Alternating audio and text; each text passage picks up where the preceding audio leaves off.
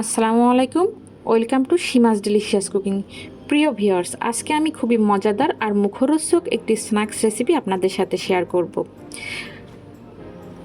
আমার আজকের recipe slice bread দিয়ে তৈরি চিজি চিকেন রোল। ব্যস্তময় জীবনে সকাল বিকেলের নাস্তা বা বাচ্চাদের টিফিনে দেওয়ার জন্য ভীষণ মজাদার একটি স্ন্যাক্স রেসিপি। তৈরি করা খুবই সহজ, আর এটা তৈরি করে কিন্তু ফ্রিজেও সংরক্ষণ করে রাখা যায়। এটা খেতে যে কতটা ইয়ামি হয় তা যদি আপনারা নিজেরাই আমার রেসিপি ফলো করে একবার তৈরি করে খান তাহলেই বুঝতে পারবেন। আশা করি আমার আজকের রেসিপিটা আপনাদের ভালো লাগবে। তো চলুন দেখে নিই রেসিপিটা। এই চিকেনের রোলটা তৈরি করতে এখানে আমি নিয়েছি 2টা ডিম, হাফ কাপ ধনিয়া পাতা কুচি, বড় 1 কাপ পেঁয়াজ কুচি, বড় সাইজের 1 কাপ সেট করা চিকেন, 1 কাপ মোজারেলা চিজ, লাগবে অরিগানো গুঁড়া, বিট লবণ, স্লাইস ব্রেড, আর 8-10টির মতো কাঁচামরিচ কুচি, আর লাগবে গোলমরিচের গুঁড়া। এটা আমি ভিডিওতে দেখিয়ে দেব। প্রথমে রোল তৈরি করার জন্য আমি চিকেনের একটা পুর তৈরি করে নেব। এর জন্য একটা মিক্সিং বলে আমি সেট করা চিকেনগুলো দিয়ে দিলাম। আর এই চিকেনটাকে আমি কিন্তু আগে থেকে একটু হালকা লবণ দিয়ে সিদ্ধ করে নিয়েছি। আর উপর দিয়ে দিচ্ছি কাঁচামরিচ কুচি আর ধনিয়া পাতা কুচি। আমি দুঃখিত, ভিডিওটির এই ক্লিপটি আমার অফ হয়ে গেছিলো, তাই কাঁচামরিচ কুচিটা আমি দেখাতে পারতেছি না। তো আমি এর মধ্যে কাঁচামরিচ কুচি আর ধনিয়া পাতাটা দিয়েছি, সেটা আপনারা খুব ভালোভাবে দেখতে পাচ্ছেন। তো এবার এটা অ্যাড করে দিচ্ছি বড় মাপের 1 কাপ পেঁয়াজ কুচি, 1 চামচ বিট লবণ, অরিগানো গুঁড়া, যে অরিগানোটা পিৎজাতে ব্যবহার করা হয় এটাই সেই অরিগানো।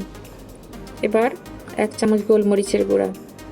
এবার সবগুলো উপকরণ করে আমি চিকেনের সাথে খুব ভালো করে মাখিয়ে নিচ্ছি। খুব ভালোভাবে হাত দিয়ে মাখাতে হবে, যাতে করে চিকেনগুলো পেঁয়াজ রসুনের সাথে মেখে কিমার মতো হয়ে যায়।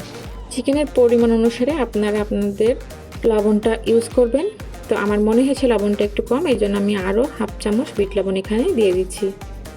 আমার চিকেনের সাথে সবগুলো উপকরণ ভালো করে মাখানো হয়ে গেছে। এবার এটাতে আমি অ্যাড করছি মোজারেলা চিজ। এটা দিয়ে খুবই আলতো হাতে চিকেনের সাথে চিজটা মাখিয়ে নিতে হবে। বেশি চাপাচাপি করে মাখাতে গেলে কিন্তু চিজটা চিকেনের মধ্যেই গলে যাবে, তখন আর খেতে ভালো লাগবে না। এইবার আমি ব্রেডগুলোকে পাতলা রুটির শেপ দিয়ে নেব। এই জন্য এক একটা করে রুটি নিয়ে আমি রুটিওয়ালা রোলারের সাহায্যে চেপে পাতলা রুটি তৈরি করে নিচ্ছি। আমি 2টি রুটি এভাবে বেলে আপনাদের দেখিয়ে দিচ্ছি। যতটা সম্ভব পাতলা করা যায় ততটা পাতলা করে নেবেন। বেশি পাতলা করতে গেলে আবার ব্রেডটা ফেটে ছিঁড়ে যাবে।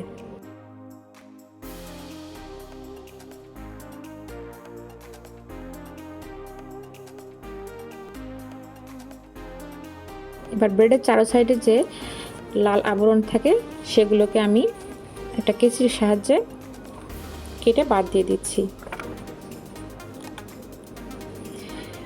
এই লাল আবরণগুলোকে কিন্তু আমি ফেলে দিব না, এটাকে আমি ব্রেড ক্রাম্ব বানানোর জন্য রেখে দিব। তো দেখুন সবগুলো ব্রেড আমার পাতলা করে ভাবে আমি আপকে মেরেতে বেলে নিয়েছি। এবার অন্য একটা বলে আমি 2টা ডিম ফেটিয়ে নিয়েছি, আমি এক সাইডে রেখে দেবো। আর একটা পাত্রে আমি বেশ কিছু ব্রেড ক্রাম্ব নিয়ে নিয়েছি। এই ব্রেড ক্রাম্বটা কিন্তু আমি ঘরেই বানিয়েছি, একেবারেই দোকানের মতো করে। তবে ব্রেড ক্রাম্ব বানানোর কোনো ভিডিও আমার চ্যানেলে দেওয়া নেই। আপনারা চাইলে অবশ্যই আমি একদিন এই ব্রেড ক্রাম্ব বানানোর ভিডিওটা আপনাদের দেখিয়ে দেব। এবার একটা করে ব্রেড নিয়ে এই ব্রেডের উপরে আমি 2 চামচ করে চিকেনের পুরটা দিয়ে দিচ্ছি। দিয়ে ব্রেডের চারপাশে একটু করে পানি এভাবে দিয়ে ব্রাশ করে নিচ্ছি। এতে করে রোলের শেপটা দিতে সুবিধা হবে এবং 4 সাইডে ভালো করে আটকানো যাবে। এতে করে হবে কি, ভিতরে চিকেনটা এবং চিজটা বাইরে বের হয়ে আসবে না। 2 সাইড একটু চেপে দিয়ে আমি রোলটা তৈরি করে নিলাম। দিয়ে ডিমের গোলায় চুবিয়ে ব্রেড ক্রাম্বে হালকা করে মাখিয়ে নিচ্ছি। বোঝার সুবিধার্থে আমি আপনাদের ভালো করে দেখিয়ে দিচ্ছি। তো দেখুন এইভাবে করে অফ ক্যামেরাতে আমি সবগুলো রোল তৈরি করে নিয়েছি। এখানে আমার 14টি রোল হয়েছে, আর এই 14টি রোল তৈরি করতে কিন্তু আমার আরও 2টা ডিম লেগেছিল। এই রোলের প্লেটটা 1 ঘন্টার জন্য ডিপ ফ্রিজে রেখে দিব। এতে করে রোলের গায়ে যে ব্রেড ক্রাম্বটা লাগানো হয়েছে এটা খুব ভালো করে রোলের সাথে সেট হয়ে যাবে এবং ভাজতে গেলেও ঝরে পড়ে যাবে না, এই জন্যই ফ্রিজে সংরক্ষণ করে রাখা। এবার 1 ঘন্টা পর আমি ফ্রিজ থেকে রোলগুলো বের করে নিয়েছি, এগুলো ফ্রাই করে নেব। এখান থেকে আমি 6টা রোল আপনাদের ফ্রাই করে দেখাচ্ছি, আর বাদবাকি রোলগুলোকে আমি একটা বক্সে, এয়ারটাইট বক্সে ঢুকিয়ে ডিপে সংরক্ষণ করে রাখবো। এভাবে করে কিন্তু আপনি 15 থেকে 20 দিনের জন্য রোলগুলোকে সংরক্ষণ করে রাখতে পারবেন এবং যখন খুশি বের করে আপনি ভেজে খেতে পারবেন। তো চুলায়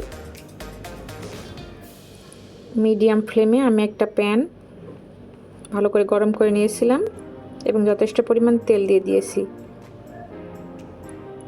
এবার চুলার জালটা আমি একেবারে লো করে রেখে রোলগুলোকে হালকা করে ভেজে নিব।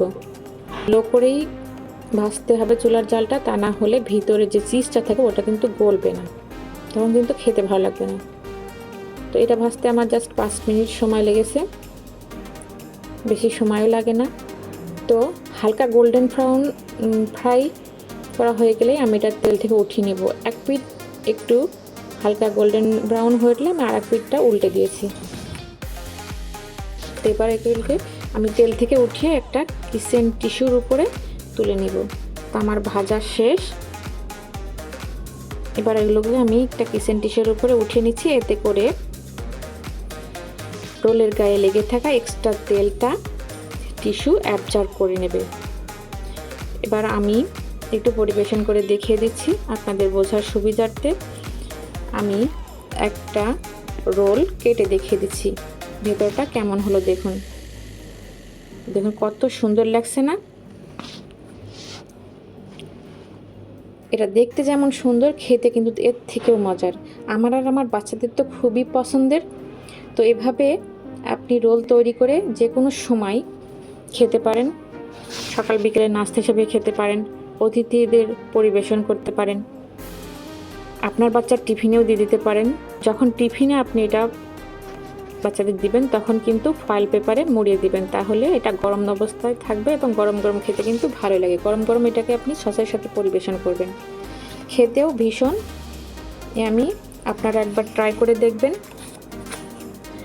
আর কেমন হলো খেতে আমাকে কমেন্টস করে জানাবেন। আমার ভিডিওটি এ পর্যন্তই।